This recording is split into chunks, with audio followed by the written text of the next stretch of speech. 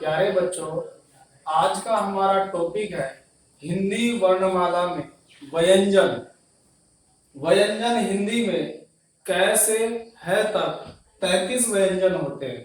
इसको एक बार देखेंगे। व्यंजन जो स्वरों की सहायता से बोले जाने वाले वर्ण व्यंजन कहलाते हैं। अर्थात व्यंजन अपूर्ण होते हैं, स्वरों के सहयोग से ही वह पूर्ण माने जाते हैं। सबसे पहले आता है हमारा स्पर्श व्यंजन। स्पर्श व्यंजन में क वर्ग, च वर्ग, ट वर्ग, त वर्ग, प वर्ग। यहां से समझेंगे कि सबके नीचे हलंत लगा हुआ है, अर्थात ये आधा है, अपूर्ण है। क वर्ग क ख ग घ अण। क वर्ग का जो उच्चारण है वो कंठ है, कंठ। च वर्ग का जो उच्चारण है तालु है। ये सूत्र आता है अकुह विसर्जन्यानाम कंठः, अर्थात कंठ से क वर्ग का उच्चारण होता है। च वर्ग ईचु यशास तालव्य, तालु से इसका उच्चारण होता है। अपनी जीभ को दांत से थोड़ा पीछे की ओर जब लगाएंगे तो तालु हमारा भाग होता है।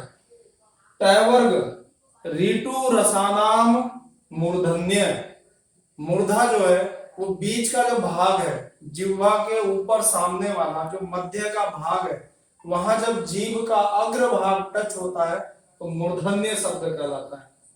त वर्ग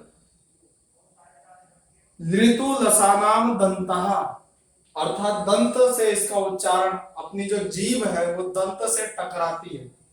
प वर्ग उपपदमनीय ओष्ठः, ओष्ठ के द्वारा इन वर्णों का उच्चारण किया जाता है।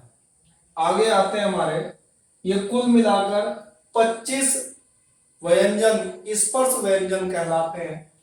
पहला जो इसमें वर्ण है क, इसलिए पूरा पांचों का एक वर्ग तैयार हुआ। वर्ग अर्थात समूह, ये पांचों का एक समूह हो गया। पहला जो अक्षर है उसी का एक समूह 5-5 का तैयार हुआ, तो 25 वर्ण इसमें हमारे स्पर्श व्यंजन में आते हैं। आगे आता अंतस्थ व्यंजन य र ल व। इसमें जब जीभ से हम इसका उच्चारण करते हैं, न तो पूर्णतः कंठ से स्पर्श होती है और न ही तालु से पूर्णतः स्पर्श होती है, अर्थात थोड़ा सा इसमें कहीं ना कहीं टच रहता है, इसलिए हमें इन्हें अंतस्थ व्यंजन बोलते हैं। इसी का दूसरा नाम है अर्ध स्वर। आगे आता है हमारा ऊष्म व्यंजन, तीनों प्रकार के, तालु वाला स, मूर्धन्य वाला स, दंत वाला स और ह। ऊष्म व्यंजन भी 4 होते हैं। अब आपने देखा कि क वर्ग से लेकर हमने ऊपर लिखा था और ह वर्ग तक ये हिंदी के 33 व्यंजन माने जाते हैं, अर्थात है तक। इसको भी एक्सप्लेन करेंगे आगे। आगे देखते हैं हम संयुक्त व्यंजन। संयुक्त अर्थात जो दो व्यंजनों के योग से मिलकर बनते हैं। तो क्षत्रिय त्रस अज्ञ स्र, हमने यहाँ उदाहरण देखा है कि जो पहला है क जमा स जमा अ, इसका अगला शब्द है त्र, त्र में त जमा र जमा अ। आगे वाला जो इसका अक्षर है अज्ञ,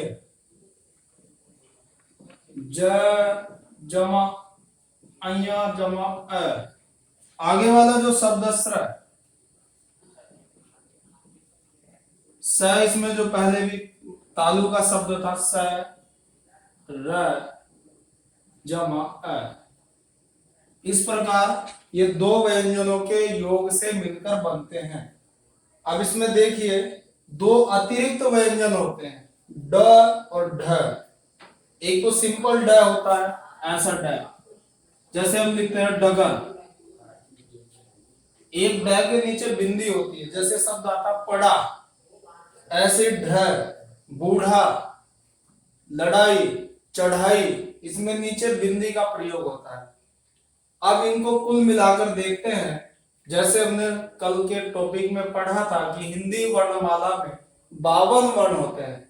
सबसे पहले व्यंजन 25 हमारे स्पर्श व्यंजन, 4 हमारे अंतस्थ व्यंजन, 4 हमारे ऊष्म व्यंजन और 2 हमारे अतिरिक्त व्यंजन, तो कुल मिलाकर 39 व्यंजन हुए।